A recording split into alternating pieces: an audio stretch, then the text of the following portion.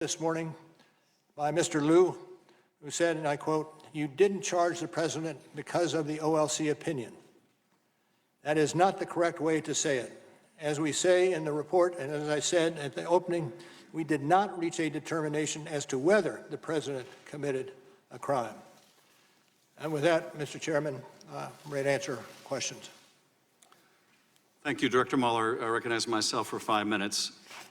Director Mueller, your report describes a sweeping and systematic effort by Russia to influence our presidential election. Is that correct? That is correct. And during the course of this Russian interference in the election, the Russians made outreach to the Trump campaign, did they not? That occurred over the course of, that occurred. It's also clear from your report that during that Russian outreach to the Trump campaign, no one associated with the Trump campaign ever called the FBI to report it. Am I right? I don't know that for sure. In fact, the campaign welcomed the Russian help, did they not?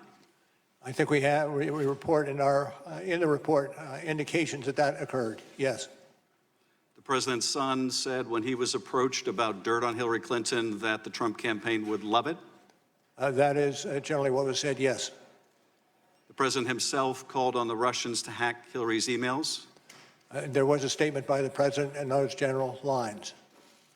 And numerous times during the campaign, the president praised the releases of the Russian-hacked emails through WikiLeaks. That did occur.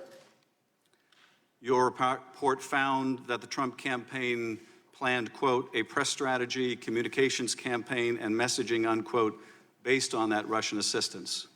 I am not familiar with that. That language comes from Volume 1, page 54.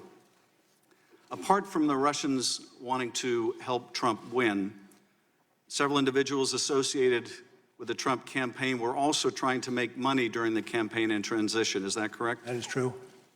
Paul Manafort was trying to make money or achieve debt forgiveness from a Russian oligarch. Generally, that is accurate. Michael Flynn was trying to make money from Turkey. True. Donald Trump was trying to make millions from a real estate deal in Moscow. To the extent you're talking about the hotel in Moscow? Yes. Yes. When your investigation looked into these matters, numerous Trump associates lied to your team, the grand jury, and to Congress? A number of persons that we interviewed in our investigation, it turns out, did lie. Mike Flynn lied? He was convicted of lying, yes. George Papadopoulos was convicted of lying? True. Paul Manafort was convicted of lying? True. Paul Manafort was, in fact, went so far as to encourage other people to lie? That is accurate. Manafort's deputy, Rick Gates, lied? That is accurate. Michael Cohen, the president's lawyer, was indicted for lying? True. He lied to stay on message with the president? Allegedly by him. And when Donald Trump called your investigation a witch hunt, that was also false, was it not? I'd like to think so, yes. Well, your investigation is not a witch hunt, is it? It is not a witch hunt. When the president said the Russian interference was a hoax, that was false, wasn't it? True. When he said it publicly, it was false? He did say publicly that it was false, yes. And when he told it to Putin, that was false too, wasn't it? That I'm not familiar with. When the president said he had no business dealings with Russia, that was false, wasn't it? I'm not going to go into the details of the report that along those lines. Well, when the president said he had no business dealings with Russia, in fact, he was seeking to build a Trump Tower in Moscow, is he not? I think there is some question about when this was accomplished. Well, you would consider a billion-dollar deal to build a tower in Moscow to be business dealings, wouldn't you, Director Mueller? Yeah, absolutely. In short, your investigation found evidence that Russia wanted to help Trump win the election, right? I think generally that would be accurate. Russia informed campaign officials of that? I'm not certain to what conversations you're referring to. Well, through an intermediary, they informed Papadopoulos that they could help with the anonymous release of stolen emails? Accurate. Russia committed federal crimes in order to help Donald Trump? When you're talking about the computer crimes in the charge in our case, absolutely. The Trump campaign officials built their strategy, their messaging strategy around those stolen documents? Generally, that's true. And then they lied to cover it up.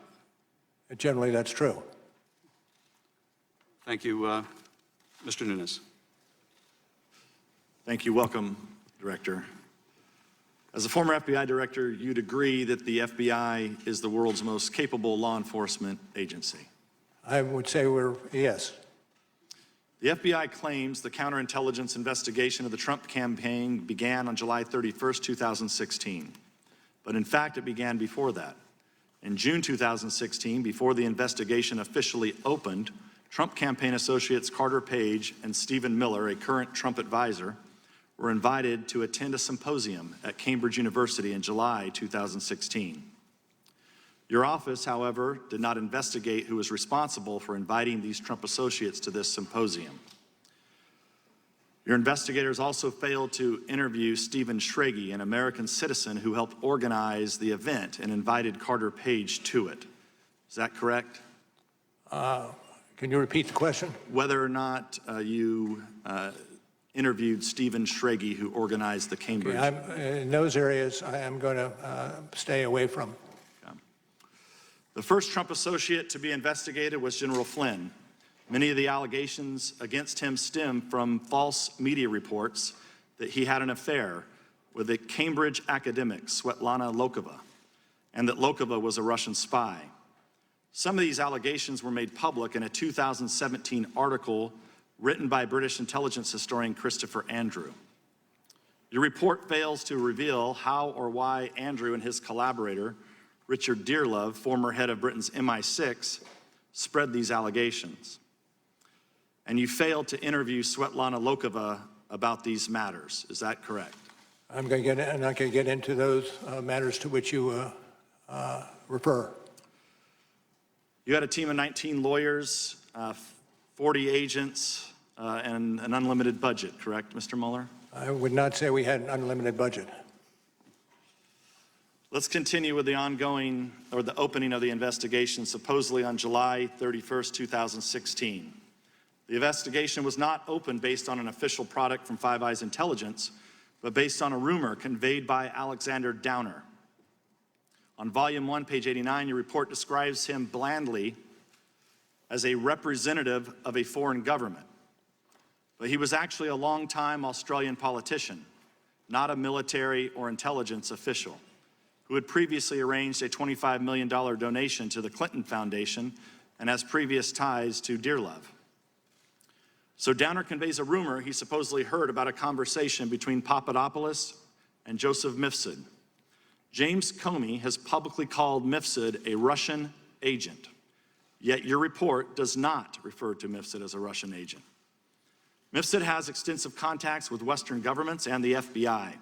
For example, there is a recent photo of him standing next to Boris Johnson, the new Prime Minister of Great Britain. What we're trying to figure out here, Mr. Mueller, is if our NATO allies or Boris Johnson have been compromised.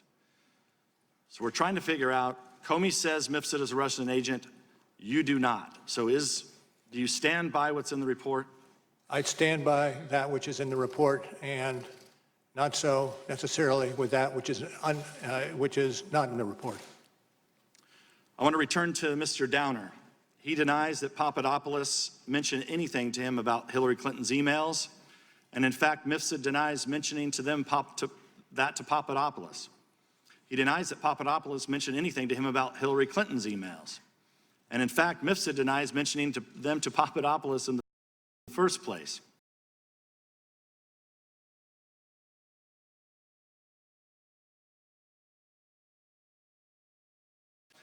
Even more strangely, your sentencing memo on Papadopoulos blames him for hindering the FBI's ability to potentially detain or arrest Mifsud.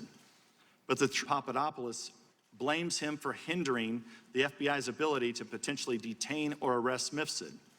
But the truth is, Mifsud waltzed in and out of the United States in December 2016.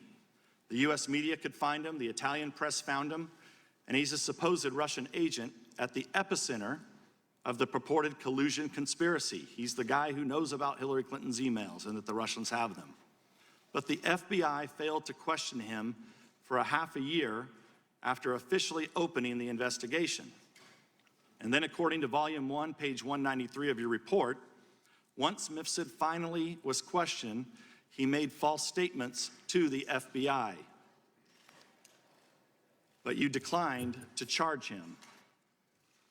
Is that correct? You did not indict Mr. Mifsud? I'm not going to speak to the series of happenings as you articulated them. But you did not indict Mr. Time of the Mifsud. gentleman has expired. Pardon? You did not indict Mr. Mifsud. True.